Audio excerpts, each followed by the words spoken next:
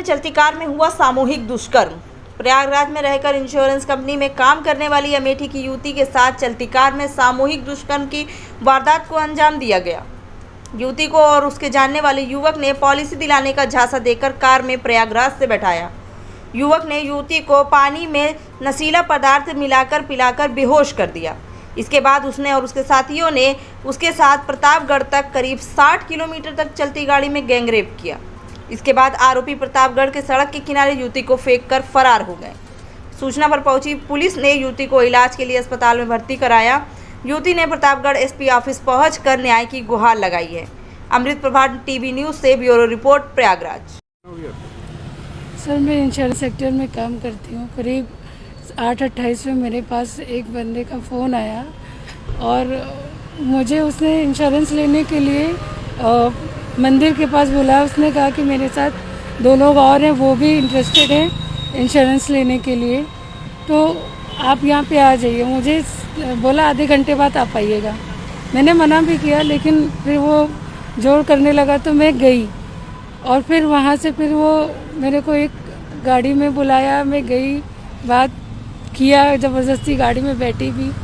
उसके बाद ये लोग मुझे लेके वहाँ से आगे बढ़ने लगे। फिर घबराहट की वजह से मुझे प्यास लगी। मैंने कहा गाड़ी रोक दीजिए, मुझे प्यास लगी है।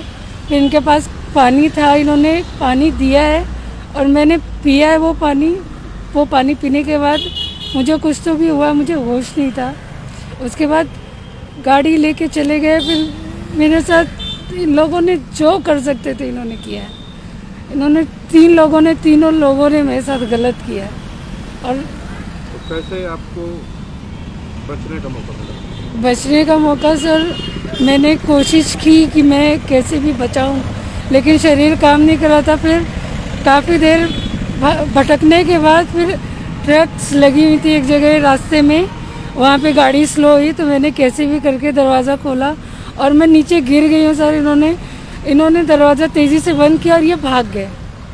फिर मैं वहाँ से निकली, एक दुकान पे पहुँची हूँ। उन लोगों ने मेरी हेल्प की। मैंने 112 वालों को बुलाया, वो लोग आए, मुझे हॉस्पिटल में एडमिट करवाया और सब कुछ मेडिकल वगैरह हुआ। उसके बाद सर, उसके बाद कुछ हुआ ही नहीं है। मैं भटक रही हूँ यहाँ।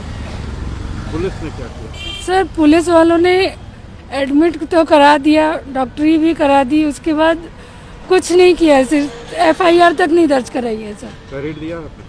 हाँ जी सर। तहरीर दिया है? हाँ जी, दे दी है तहरीर। कितने दिन पहले? सर कल दिया है। मुकदमा नहीं दर्ज करा? नहीं कर रहे सर, कुछ बोल ही नहीं रहे। और हाँ, कह रहे हैं कि जरूर, मतलब एलिगेशंस लगा रहे हैं वो लोग खुद ही मेरे पे।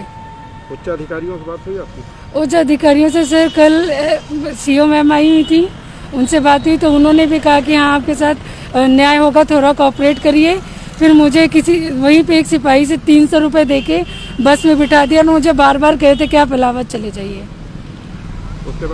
उसके बाद सर इन्होंने बिठा तो दिया, लेकिन मैं गई नहीं हूँ। मुझे न्याय चाहिए सर। न्याय नहीं मिला तो क्या करेंगे? सर मैं क्या करूँगी? मैं या तो खुद को मार दूँगी या तो मैं क्या करूँ, मेरे पास कोई रास्ता नहीं है सर। मुझे योगी जी से अपील है कि मुझे न्याय दिलवाए। शिकायत किया है योगी जी से? सर हाँ, किया है, आज ही किया है। और जब तक मैं सेंस में नहीं थी तब तक ये ऐसी चीज़ें ज़बरदस्ती बोल रहे थे कि मैं बोलूं। मेरे दिमाग में वो चीज़ें डाल रहे थे कि नहीं आप ये बोलो। पुलिस वाले? हाँ जी। और आज की न्यूज़पेपर में जो भी न्यूज़ निकली है सर, सरासर गलत है।